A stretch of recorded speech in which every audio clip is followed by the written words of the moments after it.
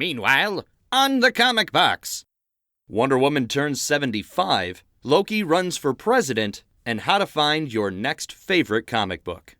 Bob dow, dap dap do down, dum dum dum dum bop bada bop do down, chickadee down, do do bada bow, comics. Hey everybody, welcome to The Comic Box, part of the Geek to Geek podcast network. I'm Rob, your friendly neighborhood comic geek, and boy, do we have a lot of stuff to talk about this week. I can do it in my announcer voice. Boy, we sure have a lot of things to talk about this week, so let's jump right in with some comic book news.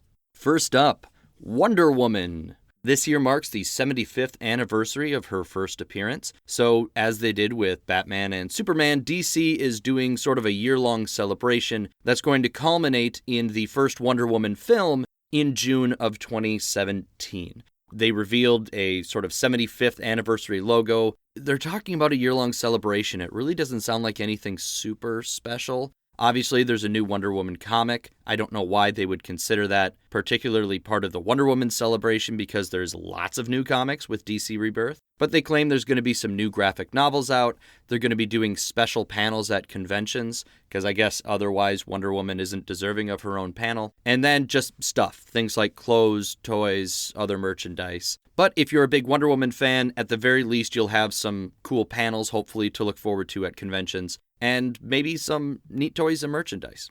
Paul Dini's Dark Knight, A True Batman story came out this week in hardcover. I know, boy, it feels like it was actually quite a while ago. Paul Dini did an interview with Kevin Smith over on Fat Man on Batman about this book. And it is not really a traditional Batman story. For those that don't know who Paul Dini is, he is a writer. He is the co-creator of Harley Quinn. He is the writer of, I believe, the first two Arkham Batman games. I know for sure, I think the second one. And then he was a writer on Batman the Animated Series, like I said, co-creator of Harley Quinn.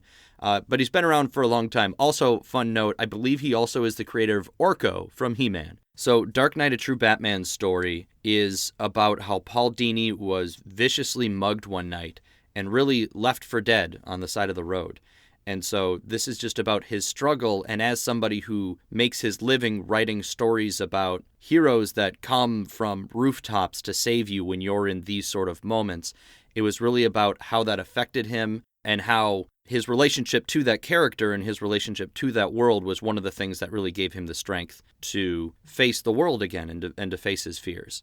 DC Rebirth, still rolling full steam, lots of number ones this week, so if you're looking for a jumping on point, this might be a good time. We have Batman number 1, Superman number 1, Green Arrow number 1, Titans number 1, Green Lanterns number 1, which we'll talk about later, and in general, I was taking a quick glance around, it looks like most of them have pretty positive reviews. So if you have a favorite character or a character or a book you've wanted to check out, now is a good time to jump in there because they're doing this sort of relaunch with number ones. Moving over to Marvel, and I'll start it off with some Star Wars news. A new Star Wars comic comes out this week, Han Solo number 1, and there is also a preview online for the Force Awakens comic, which is an adaptation of the movie. The book comes out next week, but if you want, you can go to comicbook.com right now, and you can see a few preview pages and see what that book is going to look like, and decide whether you want to go and put it on your pull list or check it out digitally or however you pick up your comics. Loki. Loki is running for president. Vote Loki number 1 came out this week. I'm going to review that a bit later, and that's all I'm going to say about it.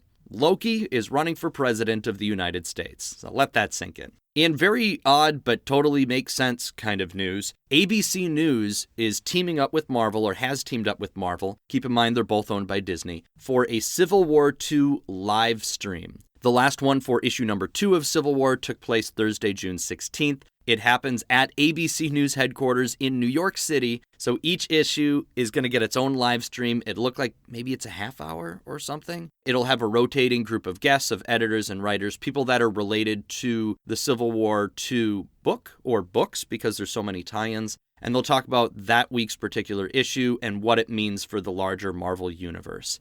Really, this is synergy at its best. It's, hey, Disney owns ABC News, Disney owns Marvel, so I'm sure the ABC News people are really happy that now they're covering comic book news, where instead of saying, hey, this is a big thing that happened in comics. Because it's true that every once in a while news stations will cover, when Superman died, Batman died, Captain America died.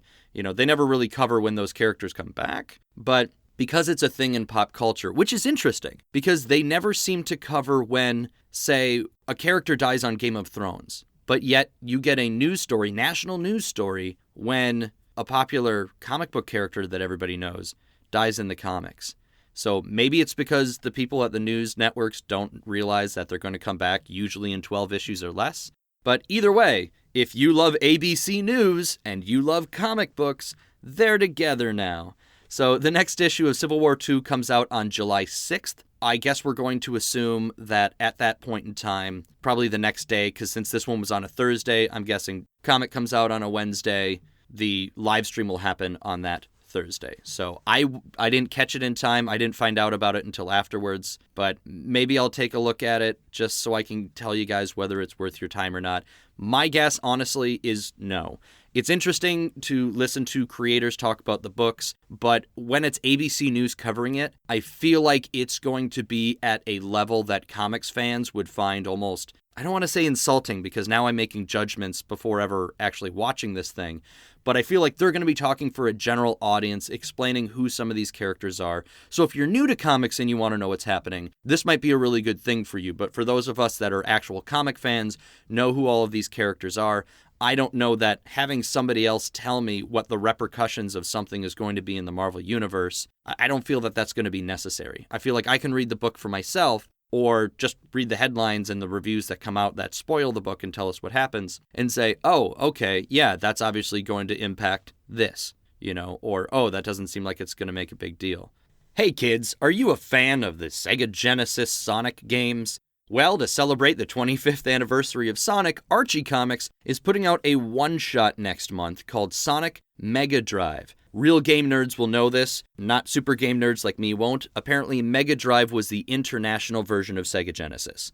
So, you know a thing. But the story supposedly pays homage to the 16-bit era. It takes place after the events of Sonic and Knuckles. So, I'm guessing that the first maybe half of the book is just going to be Sonic vomiting because he's so dizzy from spinning around all the time. Moving over into TV land, Scarlet, which I keep talking about because I love this comic book, and I am reviewing it this week. This week was the end of their book 2. It is also in development as a TV series at HBO. I'm guessing it's going to have to go really Game of Thrones because, like I've said, this book comes out sort of infrequently. There's a lot of delays as the creators, Brian Michael Bendis and Alex Maleev, work on other projects. But to give you sort of a frame of reference, the first 8 issues of Scarlet took 5.5 years to come out. So this has been a long time in the coming, but if it took that long for the first 8 issues, I don't see the TV series really not having to go its own way. I mean, there's no way the TV show isn't going to surpass the book and have to go on with its own story. Quick little chunk of movie news. Despite the original news that Disney is generally skipping out on San Diego Comic-Con since they have their own con, Marvel is totally showing up. The directors of both Doctor Strange and Guardians of the Galaxy tweeted teases basically saying that they're going to be here. And today it was actually confirmed that at the very least we know Guardians of the Galaxy 2 is going to be at San Diego Comic-Con. So if you're a big Marvel movie fan and that was one of the things you were worried about, maybe something that was keeping you from buying a ticket or going to San Diego this year, know that you are going to have Marvel movies there. There are going to be panels for you to check out.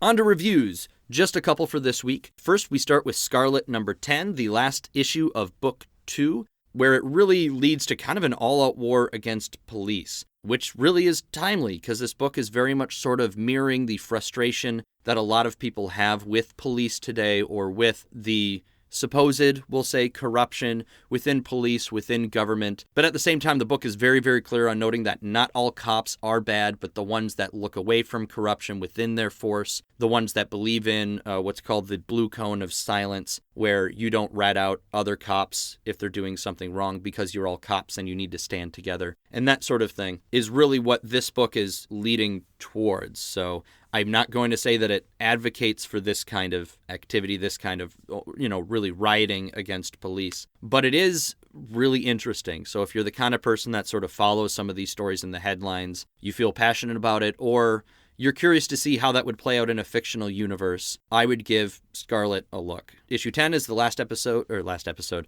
Issue 10 is the last issue of book 2. It sounds like the next book, or the next, we'll say issue 11, the start of book 3, is not going to come out until next year. And honestly, even when they say that, since it took so long for those first 8 issues to come out, I'm not holding my breath for the end of it, but you better believe I'm probably going to go back and reread this at least one more time. I reread every issue to prepare for the final issue of this book, but I'm sure I'm going to go back and read it again just because I do really like it. It's a good book, it's a powerful read, and I suggest you check it out. Vote Loki, number 1. Written by Christopher Hastings, sort of obviously poking fun at the presidential election. The general idea of this book is that the 2 existing candidates everybody hates, and so when Loki shows up at a press conference, everybody's like, wait, is Loki running for president? And they're like, well, at least we know he's a liar. So it's almost sort of watered down in their satire there, but I get the joke, and one way or the other, it's sort of fun, this idea that Loki eventually at the end of this issue decides that he's going to run for president of the United States. And somehow he's eligible because, the Asgardians die and are reborn over and over again. And he claims that this version of him was actually born in the United States or something. Nothing in this book had me laughing out loud. I think they could have gone further to make it a really biting satire and actually get real laughs. So for me, it's more of an interesting premise, and I'm honestly kind of interested to see what happens down the road. So maybe I'll keep picking it up. Maybe I'll just read reviews of it to find out what happens in the book. But if you're interested in the premise of the book, that's Vote Loki, number 1. And then my comic for the week this week is Green Lanterns, and that's plural, Green Lanterns, number 1. The book focuses on Jessica Cruz and Simon Baz, who are the 2 Green Lanterns of Earth right now. Jessica Cruz is the first female Lantern of Earth. Simon Baz is the first Middle Eastern American Green Lantern. He's Lebanese American. And I've talked about these characters a little bit before when I did a review of Green Lantern's Rebirth number 1. Jessica Cruz suffers from anxiety. She claims in this book that she was really too scared to ever leave her apartment in the last 3 years. All I have to say is she must have had P90X or something in there with her, because she does not look the way she is drawn. She's not illustrated as somebody who stayed in their apartment and was afraid to go out. And that's probably going to be its own topic of the week at some point, just this idea that it's okay to have different body types in comic books, because she very much has sort of that typical female superhero body. And if she's a shut-in or whatever, I really think I would have preferred, maybe a physicality that reflected that part of her character. Now, when Simon Baz was originally introduced, we saw that he was somehow able to use the ring to heal his brother-in-law's brain damage and bring him out of a coma, which supposedly hadn't been done before. The rings were able to create constructs, but wasn't able to do something so, vague as just heal people. Which really isn't necessarily true, because back during the Kyle Rayner run, Kyle Rayner was able to use his ring to will somebody to remember something that they had forgotten. And then it turned out to be Felix Faust and all hell broke loose. But the point being, it really isn't the first time somebody did something that was more almost philosophical, in that he just wanted a thing to happen rather than creating a thing with the ring. But that's kind of what they're claiming. At the very least, he's the first one that was just able to straight up heal somebody using a ring. And then in this issue, he gains what is known as Emerald Sight. And the ring tells him he has Emerald Sight, so it's something the rings know about, and basically it means he has a GL sense that can tingle now and give him visions of the future. I don't know why that's a power of the Green Lantern rings. I really hope that doesn't suddenly become a thing that all Green Lanterns can do down the road when they learn how. But it's the writer's story, and I believe in letting them tell their story and sit through it, because I don't know where it's going, so I don't want to start complaining right away. But the really Green Lantern fan in me, the real nerd in me, is really thinking that that's kind of dumb. Yeah, so I don't know how all that's supposed to play out. I know I kind of dug into that probably more than I needed to. But that's Green Lanterns number 1. It's my comic of the week. I'm excited to see this book going forward. I'm going to give them the benefit of the doubt, and I'm definitely going to keep reading this book. Now we have the poll list. Here are the things that I am looking forward to reading for next week. We have Buffy Season 10, number 28, Harley Quinn, number 29. Wonder Woman, number 1 comes out next week, so I might pick that up. I wasn't totally sold with Wonder Woman Rebirth, number 1, but that comes out next week as well. And then to get my Jason Aaron fix, Doctor Strange, number 9, and Mighty Thor, number 8. I'm also still reading through the Chase collected edition of the Chase, I think, 10-issue series. It's been a busy week for me, so I'm still reading that. And then there's also, I think it's an original trade that's called Buffy the High School Years. So it actually came out this week. I don't think it's a reprint. I think it's an original trade of a story that's supposed to take place during season 1 of Buffy. So I might pick that one up as well. Otherwise, I'm sticking to my list and continuing to read the Chase graphic novel. And then I want to go over to the archives, which I have decided, instead of me saying what I'm going to be reading that's old, I'm going to use this section to suggest a comic book that I would suggest back issues for. Not everything you need to read is new, so this week's suggestion is Lumberjanes. I actually recorded an episode over at the normal Geek to Geek podcast, a Geek Out episode, which might come out, I think, within the next week, perhaps. But I was talking about Lumberjanes there just as this sort of fun comic that would almost be a good entry for some people. It's really a fun comic. It's about a group of girls at a summer camp for, and this is the quote in there, hardcore lady types. It really reads like a progressive children's cartoon. I say progressive because two of the main characters, two of these girls, begin a relationship with one another. But basically, it's girls, they go to a scout camp for the summer. There's lots of paranormal and magical shenanigans. And it's just a very fun read. You might want to start at the beginning or maybe with the first trade simply to introduce you to all of the characters. But otherwise, for the most part, I think you could generally jump in with any issue and get a handle on what's happening. All you really need to know is they're girls, they're very independent, they're at a summer camp, and they get into all sorts of crazy stuff. Topic